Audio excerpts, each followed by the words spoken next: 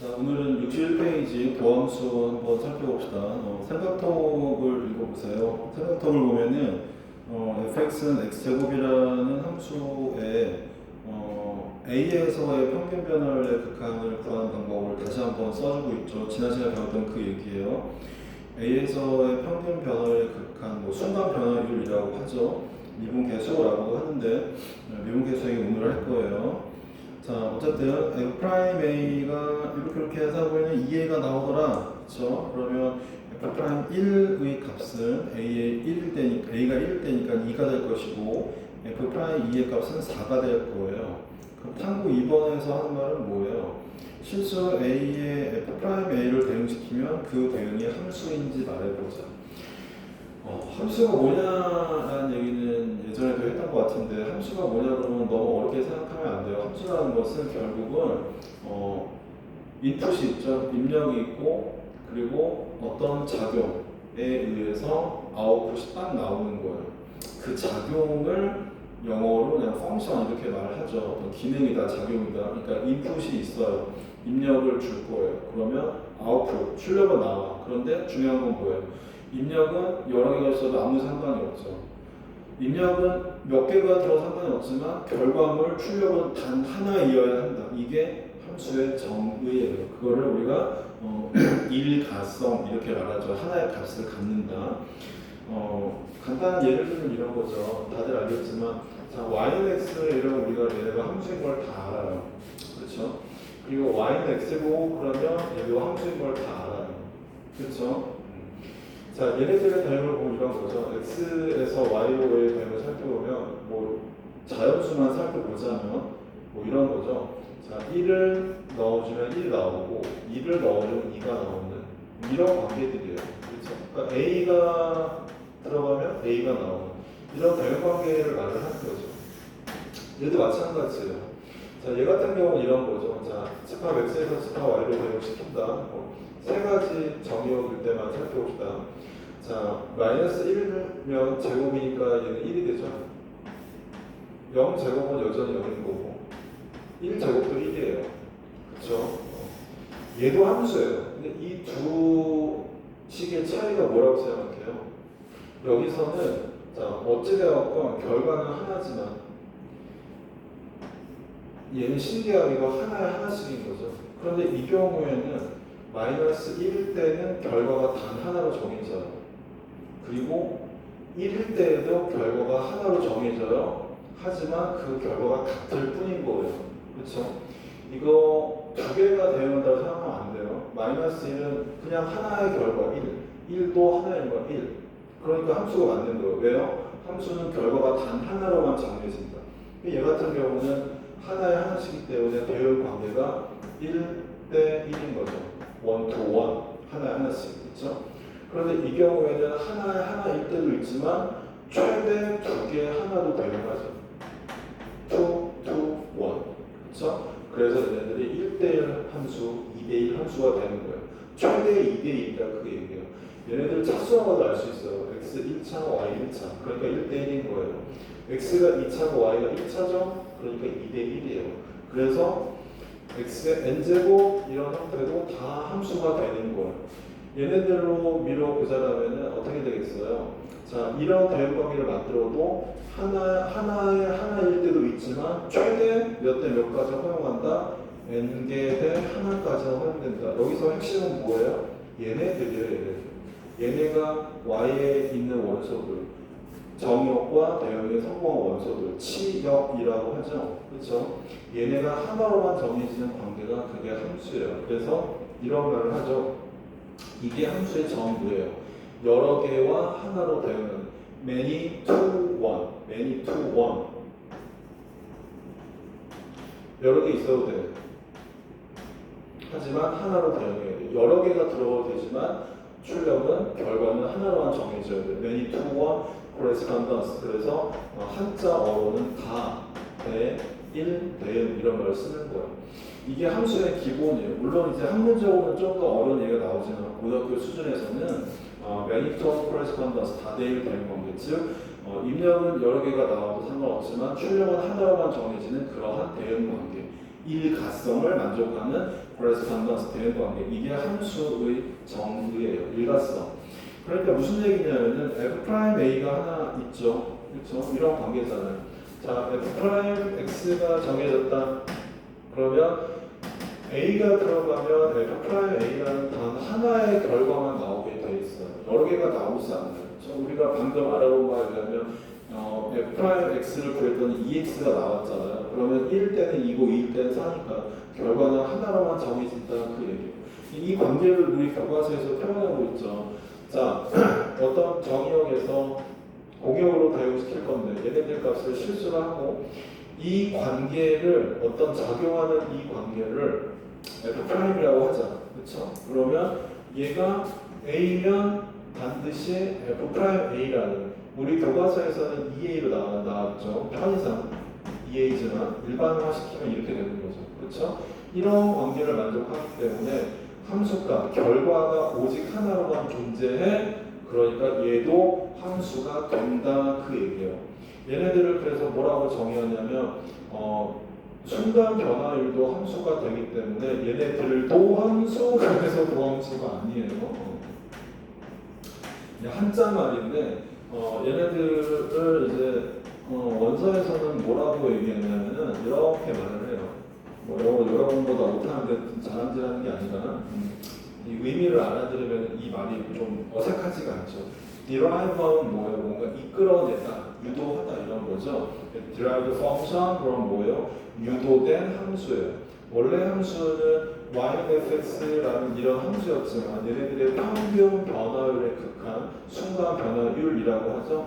순간 변화율로 만들어진 이 관계도 함수가 되죠. 그래서 처음 함수로부터 유도가 되었다 해서 derive function 유도된 함수 줄여서 도 함수가 되는 거예요. derive function이라고 말하기도 하고 그냥 간단하게 derivative라고 말하기도 해요. 이게 다 유도된 함수를 의미하는 거예요. 자, 그렇다면 이제 우리 책에 보면 기호로 이렇게 나타낸다라는 말이 나오죠. 기호 얘기를 한번 좀 해봅시다. 수학은 약속의 학문이에요, 그렇죠? definition이 무엇이고 우리가 기호를 어떻게 정의하고 굉장히 중요한 문제예요. 기호에 관해 좀 얘기를 한번 해볼 거예요. 자, 다시 한번 가봅시다. yfx라고 주어졌을 때 노함수 그럼 이제 표기법이 여러 가지가 있죠. 양변을 그냥 미분한다라는 표현 때문에 프라임이라는 기호를 쓰기도 해요. 그렇죠? 그런데 이제 우리 책에 보면 좀 신기한 기호가 나오죠. 어떻게 나오냐면 자, y는 fx라고 나오는데 갑자기 이상한 기호가 나와요. 자, 이런 기호가 하나 등장을 해요. 오늘 얘네들에 관해 좀 얘기를 할 거예요. 얘네의 의미는 뭐냐면 양변에 같은 연산을 하는 거예요. 같은 연산. 여러분 초딩 때 배웠지만 등식의 성질이 뭐예요? 등식의 성질은 양변에 같은 수를 더하거나 빼거나 곱하거나 영이하는 수로 나누어도 성립한다. 그런데 그 의미는 뭐냐면 양변에 같은 연산을 해도 등식은 성립한다. 그 얘기였던 거예요. 그런데 초딩 때에는 같은 연산 이러면은 이해를 잘 못하죠. 연산이 뭐야? 뭐 조선시대 왕이야? 연산군? 막 이러죠. 그렇죠? 어려운 말 빼고 초딩들을 이해시키기 위해서 더하거나 빼거나 곱하거나 나누고 이런 말 쓰는 거예요. 실제로 그 의미는 같은 연산을 하고 있다라는 얘기예요. 그럼 이 연산이 뭐냐는 얘기죠? 바로 x라는 변수에 관해 양변을 미분해도 등식은 성립한다 그 얘기예요. x라는 기호에 관해 문자에 관해 변수에 관해 양변을 미분한다. 왜 x에 관해 미분을 할까요? 이 y는 fx의 기호의 말뜻이 뭐예요? y는 fx의 기호의 말뜻은 이건 거죠. 자, 얘가 정의역 원소예요. 그렇죠? 얘가 정의역 원소이고 얘가 공역의 원소였는데 x와 대응한 원소이기 때문에 특별하게 치역이다라고 말을 하잖아요. 그러니까 이 y는 fx라는 기호의 의미 이건 거죠. 정의역 원소를 공역 원소에 대응을 시키는데 어떻게 대응시킬 거야? 어떤 약속에 의해서 이런 약속에 의해서 그 얘기였던 거예요. 그렇죠? 그러니까 이 정의역 원소에서 임의의 원소 하나 골라내고 공역 원소에서 임의의 원소를 골라냈어요. 그러면 이렇게 되는 거죠. 이 정의역 원소가 F라는 어떤 관계, 대응, 약속에 의해서 시험의 원소와 대응에 성공했다. 이게 그 의미인 거예요. 자, 정의역을 보통 이제 독립변수라는 표현을 써요. 물론 이제 고교 과정에 독립변수다, 종속변수다 이런 말은 잘 쓰지 않아요. 빠진 지 오래됐어요. 뭐 한자 어렵다 그래서. 그러나 의미는 알고 있어야 돼요. 왜 독립변수일까요? 얘가 먼저 움직이죠. 얘가 먼저 움직이면 그에 따라서 나오는 결과물이 Y였던 거예요. 그래서 얘를 독립적이다, independent variable, 얘는 종속적이다, dependent variable 이런 말을 쓰는 거예요. 그러니까 당연히 독립 변수에 관해 미분을 하는 게 맞다 그 얘기예요. 그 기호를 이렇게 쓰는 거예요. 그럼 이 d over dx라는 기호는 뭐냐? d over dx라는 기호는 되게 유명한 얘기죠. 이 미적분의 역사는 영국에 있는 뉴턴이라는 분과 그리고 독일계인데 정확하게 독일인가 스위스인가 같은 기억이 안 나지만 그 동네에요. 라이프니츠라는 학자가 있었어요. 둘이 한 3살 차인가 그래요. 같은 시대 사람이에요. 뉴턴은 영국에서 어떤 유속, 플럭스라고 해요. 이런 거에 대한 연구를 많이 했었고 라이프니츠는 또 다른 분야에 관한 연구를 했어요. 그런데 둘 다 연구를 하다 보니까 이런 순간 변화율을 관심을 가질 수밖에 없었어요. 그래서 뉴턴은 뉴턴 나름대로, 라이프니츠는 라이프니츠 나름대로 독자적인 미분 역연산인 인티그레이션 적분인데 어쨌든 독자적으로 연구를 하고 있었어요. 그런데 뉴턴의 기호는 표기법은 좀 어려워요. 유율이라고 해가지고 그게 이제 그 플럭스에 관한 연구인데 뉴턴 그러니까 업적은 당연히 둘 다 위대하고 같은 연구를 한 건 맞지만 뉴턴식 표기법을 따라가면은 우리 같은 일반적인 사람들이 뭔가 연산하기 좀 어려움이 많이 와요. 표기법이 좀 어려워서 그래요. 그래서 실제로는 전 세계 많은 수학자들이 뉴턴보다는 라이프니츠의 표기법을 많이 쓰고 있어요. 굉장히 이 싸움이 컸었대요. 영국에서는 미적분의 창시자는 뉴턴이야, 뉴턴. 이쪽에 대륙에서는 몽개솔 라이프니츠거든 이러고 엄청 싸웠어요. 몇백 년간. 그러다 이제 시간이 지나면서 이제 각자 마이웨이를 걸었다 이렇게 합의를 봤지만 아직도 영국에서는 말도 안 돼. 뉴턴이 짱이야. 헛소리하고 있어 이러고 대륙에 오면은 계속 라이프니츠가 최고거든. 아직도 그런 생각 갖고 있을 거야. 자, 어쨌든 라이프니츠의 표기법을 우리가 많이 쓸 거예요. 왜냐하면 이제 점점 소개를 할 거예요. 라이프니츠의 표기법을 선호한 이유는 이제 여러분은 사실 고등학교 때는 잘 못 느껴요. 고등학교 때는 물론 이제 간단히 소개해 줄 건데 대학교에 가서 이제 디퍼런셜 이퀄레이션이라는 미분 방정식이라는 파트를 공부할 친구들이 분명 있을 거예요. 이공계열 과목 공부를 하는데 거기에서 라이프니츠식 표기법을 따라야 정말 계산이 엄청 편해짐을 느낄 수가 있어요. 굉장히 위대한 발견이에요. 자, 이 표기법을 갖고 다시 한번 얘기를 한번 해봅시다. 자, 우리가 순간 변화율을 정의할 때 물론 이제 순간 변화를 한 점에서 x 포인트니까 a라고 해야겠지만 일반화 시켜서 x라고 한번 해봅시다. x라고 해보면 우리가 이렇게 말했죠. 자, 평균 변화율의 극한이가 있지 말라 그랬어요. 그렇죠? 평균 변화율의 극한이라서 델타 x가 0의 근방 이 얘기였죠. 맞아요? 그런데 얘네들을 뭐 한 번 더 풀었으면 물론 이제 얘가 fx 더하기 h 뭐가 나오겠지만 그 생각하고 자, 우리가 배운 바에 의한다면 극한값의 성질 기억하죠. 극한값을 존재한다면 함수는 수렴하고 극한값은 존재하는 거죠. 극한값이 존재한다면 각각의 극한으로 표현할 수 있다 기억해요. 그거예요. 그거. 한 번 더 써봅시다. 델타 x는 x의 변화량이죠. 변화량 그렇죠. 증가량이라고 말하지 말라 그랬어요. 증가할 수도 감소할 수도 있어요. 증감량이라고 말하던가 아니면 변화량 이렇게 얘기를 해야 돼요. 그럼 델타 y는 당연히 뭐예요? 이렇게 표현되는 거죠. 이거예요. 이거. 그때 방금 말했던 극한의 성질에 의해서 극한값이 존재한다는 분명히 각각의 극한으로 표현된다. 그러니까 당연히 우리는 뭐예요? 각각의 극한으로 나타낼 수가 있는 거예요. 그렇죠? 이렇게 표현이 되는 거죠. 그리고 순간 변화율은 항상 0분의 0골의 극한이었다라는 거 잊지 말라 그랬어요. 자, 그러면 얘가 바로 뭐냐 이거예요. 얘가 바로 뭐냐. 여기에 보면은 y라는 변수였지만 y라는 변수는 아까 얘기했죠. 종속 변수예요. x에 따라서 변하기 때문에 y를 x로 나타낼 수가 있어요. y를 x로 나타냈기 때문에 이제 델타 x의 영향을 받는 극한이라는 게 아무 문제가 없는 거예요. 실제로 0대 0으로 바뀌고 있죠. 그러면 얘네들 굉장히 길죠. 굉장히 길죠. 이거를 그냥 이 기호로 바꿔주면, 다시 바꿔주면 뭐가 되겠어요? 이게 되는 거죠. 이렇게 바뀔 거예요. 그죠?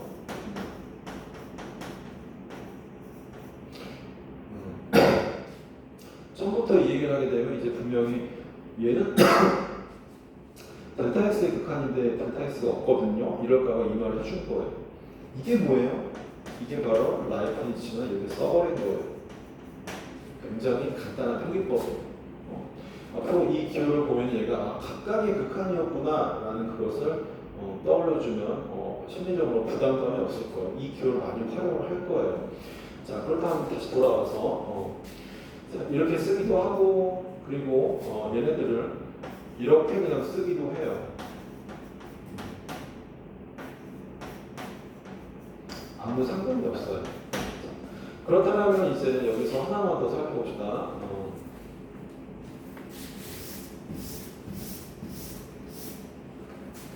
이렇게 쓰면 어떨까요? 자, y-fx라는 어떤 함수식이 있는데, 자, 양변을 한번 미분해 봅시다. 그러면 이렇게 말할 수가 있겠죠. 자, dy over dx를 해보면 얘를 프라임 x 이렇게 써도 돼요. 그렇죠? 표기법이 여러 가지니까 지금 혼용을 하고 있는 거죠. 여기에서 보면은 dy over dx라는 기호와 프라임 x라는 기호를 그냥 합쳐 쓴 거예요. 자, 그러면 아까 여기 썼다 지운 거 여러분들은 이제 리와인드 한번 볼 수 있죠. 그 성질에 의한다라면 얘네들은 분명히 각각의 극한이 존재했던 애들이에요. 그렇죠? 그렇기 때문에 dy를 양변의 dx를 곱한다 이렇게 생각할 수가 있어요. 왜냐하면 각각의 극한이 존재하기 때문에. 그렇죠? 그리고 더군다나 dx 같은 경우는 아까 기억해요. 얘네들 델타 x가 0의 근방에서 델타 x 얘네들을 우리가 dx라고 썼던 건데 실제로 얘네가 0이에요 0이 아니에요. 0이 아닌 거 알고 있죠. 극한 때부터 엄청 얘기 많이 했어요. 0이 근방의 값인 거예요. 그렇죠? 어떤 실수보다 더 작은 양의 실수 근방 값인 거지 실제 0이 아닌 거예요. 그래서 dy over dx라고 쓸 수가 있고 0이 아니기 때문에 그래서 양변을 곱해도 상관이 없는 거예요. 이걸 이해를 못하면 이제 이 흐름을 못 따라오겠죠. 그래서 극한 때 이 항문적 얘기를 꺼냈던 거예요. 0이 실제로는 0이 아니기 때문에 아무 상관이 없어요. 자, 이렇게 쓰게 되고 나서 이제 특정한 함정을 넣어볼까? x와 a의 차이 여러분 다 알고 있죠. x라는 거는 대표하는 어떤 함수의 뭐 x제곱 그러면 이런 이차함수의 모든 정의를 대표하는 것이고 a하면 그 중에 한 점을 이제 가리키는 거잖아요. 그렇게 되면 이제 얘네들은 뭐라고 쓸 수 있냐면 이렇게 쓸 수 있죠. 그러면 얘네의 형태가 마치 어떻게 보여요? 형태가 dy와 dx라는 거를 하나의 변수로 본다라면 뭐 예컨대 이런 거죠. 예를 드는 거예요. 자, y는 ax 이런 형태가 똑같은 모양을 갖고 있는 거예요. 그래서 이때부터 사람들이 뭐라고 불렀냐면 f'a라는 것이 개수의 역할을 한다. 그런데 실제로 얘네가 아까도 잠깐 소개했지만 여러분이 대학교를 가서 이제 디퍼런셜 이퀄리티를 공부하게 되면은 거기 미분 방정식을 배우게 되면 얘네가 정말로 미분 방정식의 개수의 역할을 하면 알게 돼요. 그래서 이때부터 사람들이 얘가 미분 방정식에서 개수의 역할을 한다. 그래서 미분 개수라고 명명을 했어요. 자, 이제 미분 개수라는 말이 왜 나왔나 소개했기 때문에 이제 저도 앞으로는 미분 개수라고 말을 할 거예요. 자, 미분 개수는 쉽게 말하면 우리가 앞에서 배웠던 순간 변화율이죠. 순간 변화율은 평균 변화율의 극한. 그쵸? 그 얘기요. 그리고 기하학적으로는 A라는 점에서의 접선의 기울기와 같다. 그거 말하는 거예요. 그게 미분 개수예요. 자, 한 가지만 용어 정리를 더 하고 지나갑시다.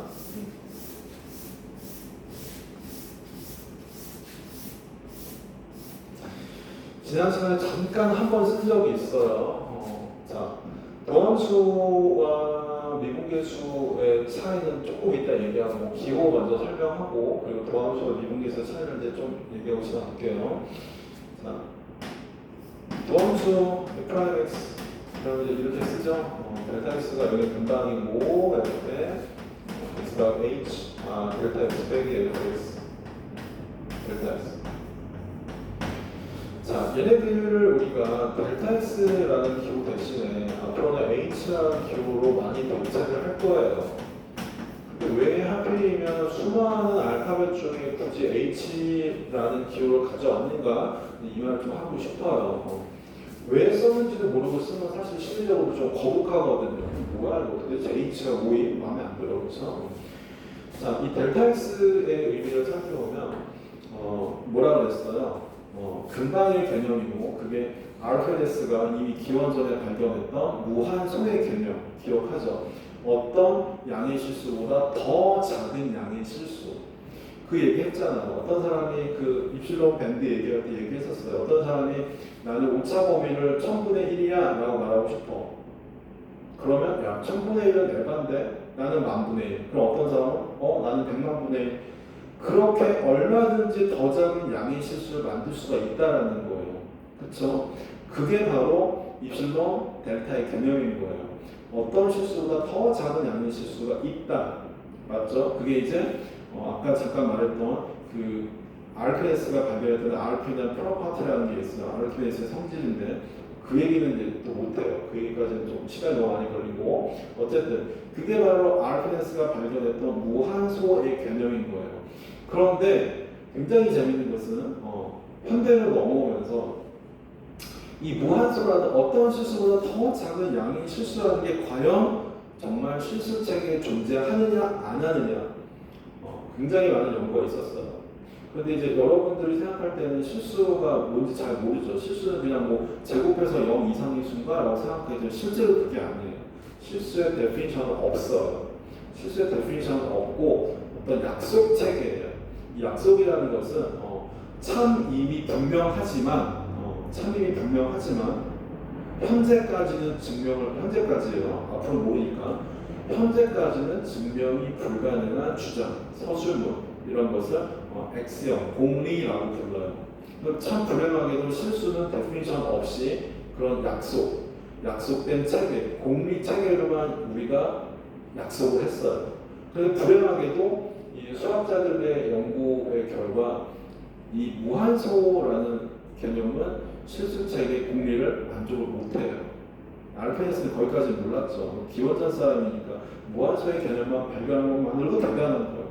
실제로 이때부터 이미 아르케메데스는 미적분의 토대를 마련했어요. 그 당시에 이제 미적분이라는 말을 안 썼을 뿐이에요. 그 아이디어를 이제 많은 수학자 연구하다가 17세기에 뉴턴과 라이프니츠가 이제 발전시킨 거, 확립을 시킨 거죠. 자, 어쨌든 돌아와서 이 무한소라는 거는 실제로 실수책이 존재하지 않아. 불행하게도. 그런데 이런 실수가 없다라는 우리가 앞서 정의했던 극한의 개념이 정의가 안 되는 거예요. 그래서 이제 수학자들이 뭐라고 얘기했냐면 실수가 전부인 줄 알았지만 실수에 누구를 갖다 넣어줄까? 실수라는 집합에 무한소가 바로 뭐예요? 그게 이제 바로 우리가 살펴봤던 입실론, 델타 이런 애들이에요.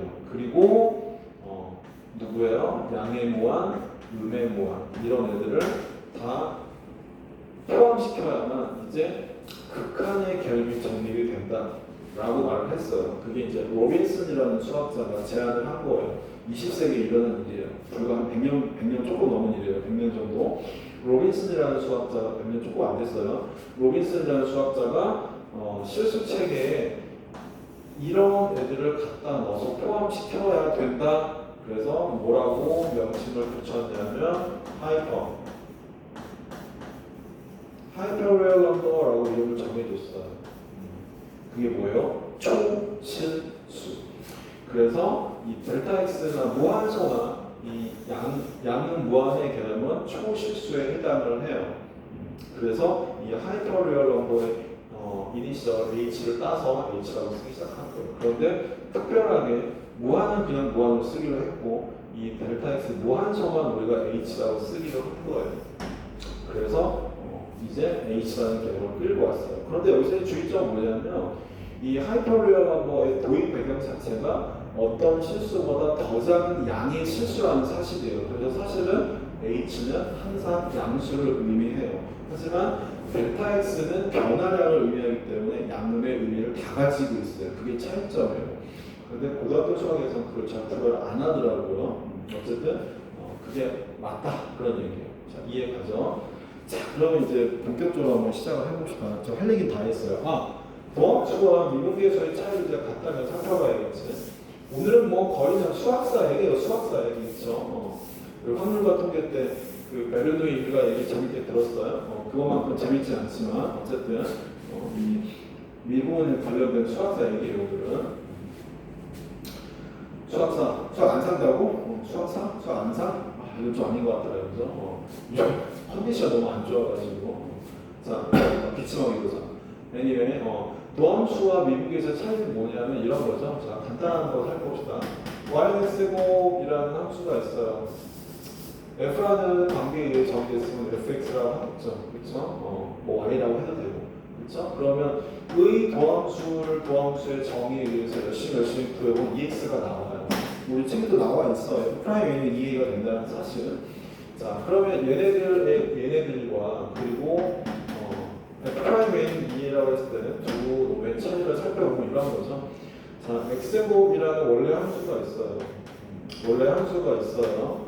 원래 함수가 있어요. 자, 얘도 그거보다 똑같이.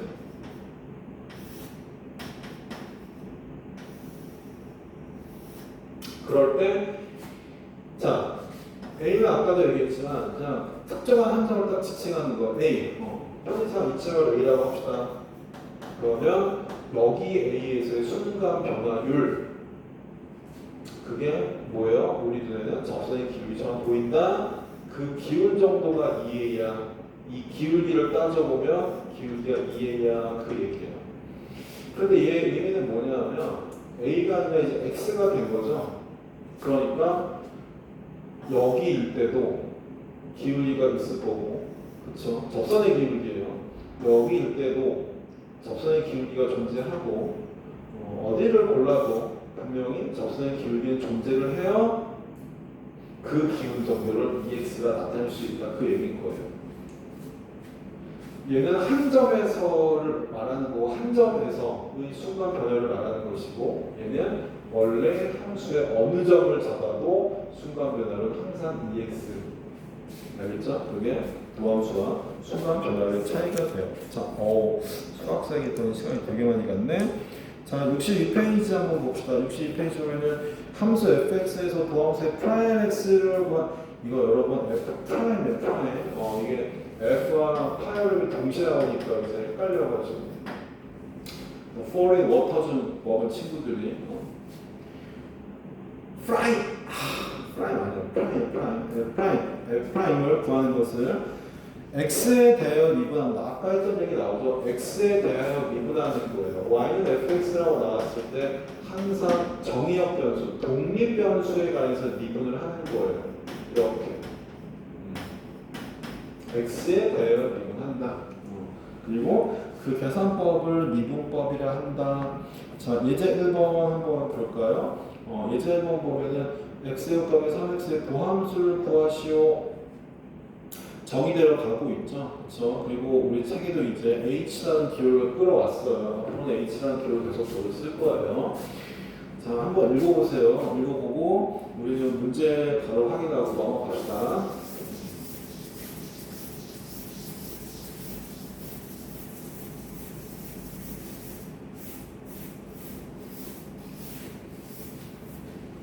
다 읽어봤죠? 문제 1번 무려 4개나 되니까 우리 2개만 봅시다. 너무 많아요. 1번에 2번과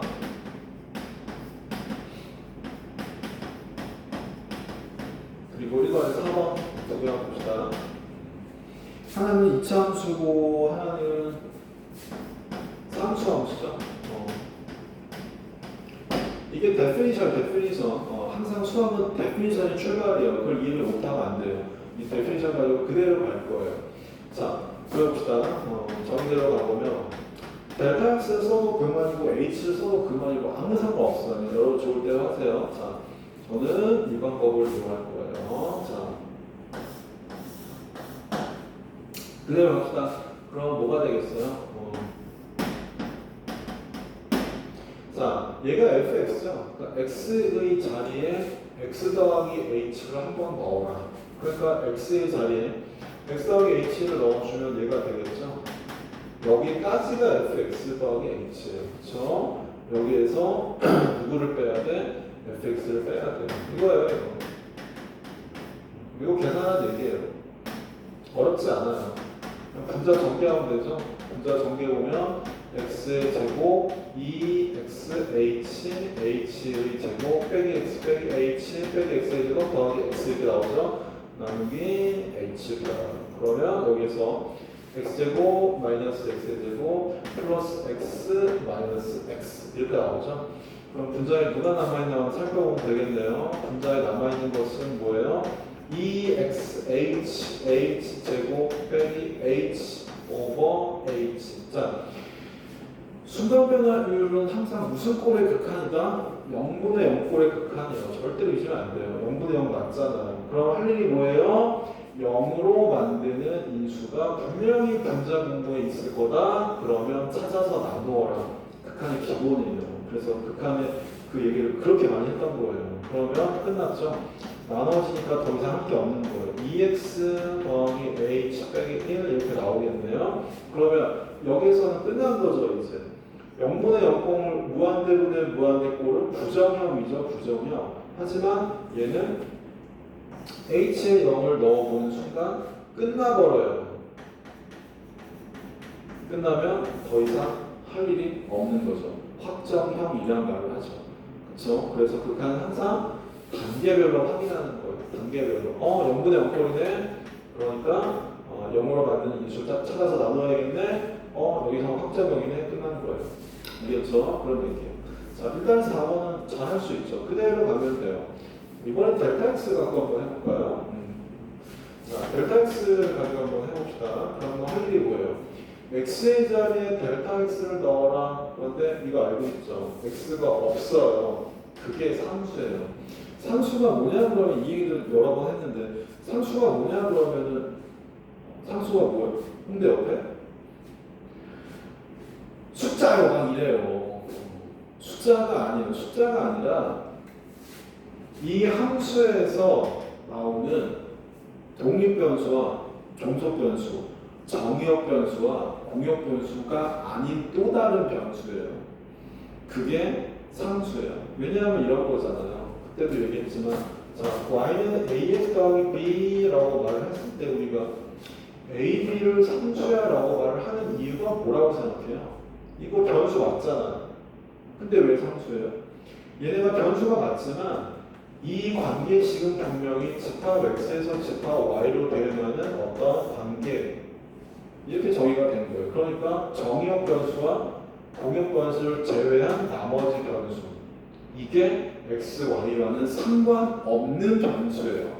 그걸 상수라고 하는 거예요. constant value 일정하다. x, y의 변화와는 상관없이 일정하다. 알겠어요? 그 얘기요.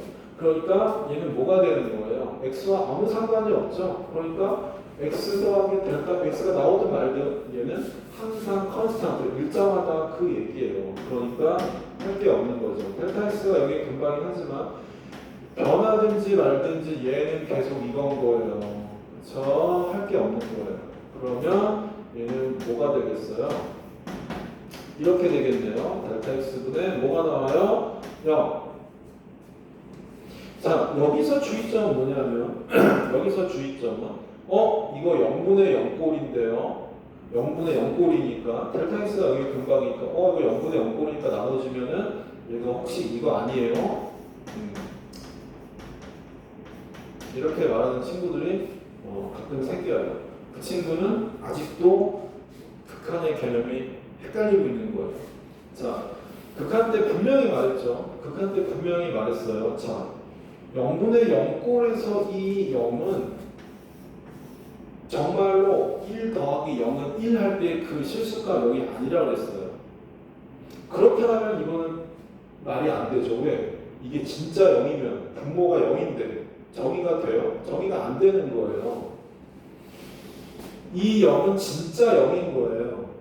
그런데 얘는 진짜 0이 아니죠. 0이 금방값이에요. 그러니까 얘를 좀 유치하지만 이렇게 해서 틀리는 거예요. 유치하지만 이해를 돕기 위해 쓰자라면 이런 거. 자, 0.땡땡땡땡땡땡땡땡 분의 0. 그러니까 뭐예요? 그냥 0 곱하기 얼마. 그쵸? 물론 이게 무한이라는 걸 알고 있죠? 이렇게 되는 거예요. 분명히 얘기했어요. 이 0이 정말로 딱 확정된 0인가 수렴값 0인가에 따라서 극한은 달라진다. 그래서 명심해야 돼요. 안 그러면 굉장히 헷갈려 올 거예요. 얘는 0이 된다. 그래프로 확인해도 금방 확인할 수 있죠. 상수함수 그러면 뭐예요? 상수함수 그러면 그냥 이런 거잖아요. 이런 건데, 자, 이쯤을 우리가 x라고 하고 이만큼 변화량을 주었다고 생각합시다. 그럼 이 자리가 x가 델타 x 거예요. 그러니까 당연히 이 분자에 해당하는 변화량이 없잖아요.